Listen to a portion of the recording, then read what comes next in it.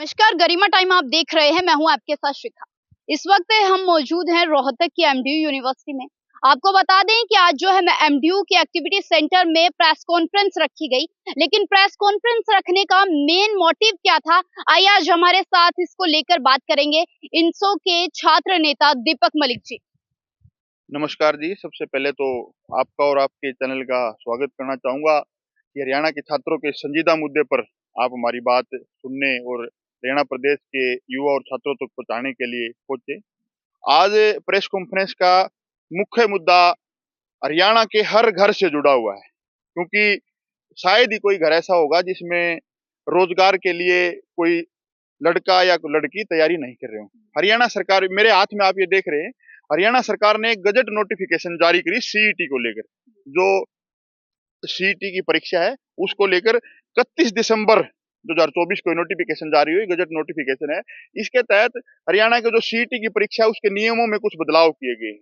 अगर मैं मुख्य बिंदुओं पर आऊं शॉर्ट में, तो अगर हम इसको पढ़ेंगे तो पॉइंट 3 का भाग 2 है, उसमें हरियाणा के रोजगार में सीईटी की परीक्षा में इंडिया के साथ साथ नेपाल और भूटान के छात्रों को भी इसमें मौका दिया गया है, जो सरासर गलत है। हरियाणा का युवा, हरियाणा का छात्र रोजगार के लिए तड़प रहा है, दर दर की ठोकरें खा रहा है।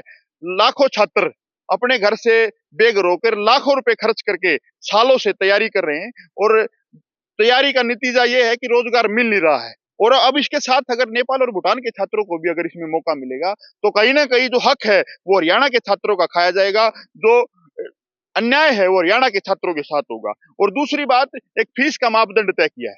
इसमें अगर पॉइंट 6 को हम पढ़ेंगे तो फीस के दोहरा मापदंड, मैं तो ये कहूंगा नौसिखिया सरकार के नौसिखिया कानून है।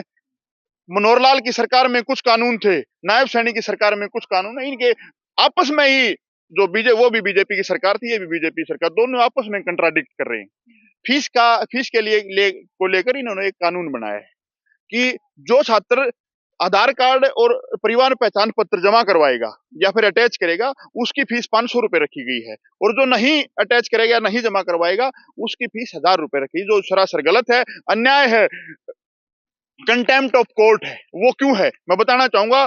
26 सितंबर 2018 को माननीय सुप्रीम कोर्ट ने एक आदेश जारी किया कि जो आधार कार्ड की अनिवार्यता है वो खत्म कर दी जाती है। एक तरफ तो कंटेम्प्ट ऑफ कोर्ट है, दूसरी तरफ ये जरूरी करके और 500 रुपए गलत गलत वसूलने की उसमें हरियाणा के छात्रों के साथ अन्याय कर रहे हैं। दूसरी बात, मैं तो इस सीईटी को ही गलत मानता हूँ। इसमें कुछ टेक्निकल भर्तियां हैं वो भी डाल दी, कुछ मेडिकल भर्तियां वो भी डाल दी, जो कि उनका सिलेबस अलग है, उनकी जो तैयारी और कंपटीशन का मापदंड है वो बिल्कुल अलग है। ये सरासर गलत है। इनसो छात्र संगठन, हमारा छात्र संगठन लगातार पिछले दशकों से छात्रों की लड़ाई लड़ता है, छात्रों के हितों के लिए संघर्ष करता है। शायद ही कोई मुद्दा ऐसा होगा जिसपे हम मुखर ना हुए हो, चाहे वो छात्र संघ चुनाव से लेकर के यूनिवर्सिटियों में फीस बढ़ोतरी, नई एजुकेशन पॉलिसी के खिलाफ हमारे आंदोलन हो। हमारा संगठन पूरे हरियाणा में इसके खिलाफ आंदोलन करेगा, हरियाणा की नायब सैनी की सरकार को झुकाने का काम करेगा। और मैं तो एक बात भी आपके चैनल के माध्यम से सरकार को पहुंचाना चाहूंगा, हरियाणा के मुख्यमंत्री की आए दिन वीडियो वायरल होती है, वो आजकल हंसते बहुत हैं। हमें उनकी हंसी से दिक्कत नहीं है, मगर वो हंसी जब हंसे जब उनकी हंसी से हरियाणा के मध्यम वर्ग का, गरीब किसान वर्ग का वो छात्र जो लाखों के रुपए खर्च करके परीक्षा की तैयारी कर रहा है, वो भी नायब सैनी के साथ हंसे। उन छात्रों की आंखों में आज आंसू है, उनके हक खाए जा रहे हैं, और नायब सैनी जी हंस रहे हैं। ये हंसी हरियाणा के लाखों युवा बेरोजगारों के ऊपर हंसी है, कटाक्ष है।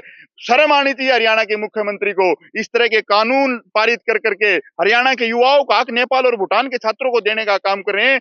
हमारा संगठन लगातार इस लड़ाई को लड़ेगा, और इस लड़ाई के लिए चाहे हमें सड़क से लेकर विधानसभा तक संघर्ष करना पड़े, चाहे लाठियां खानी पड़े, हम कभी पीछे नहीं हटे हैं, न हटेंगे।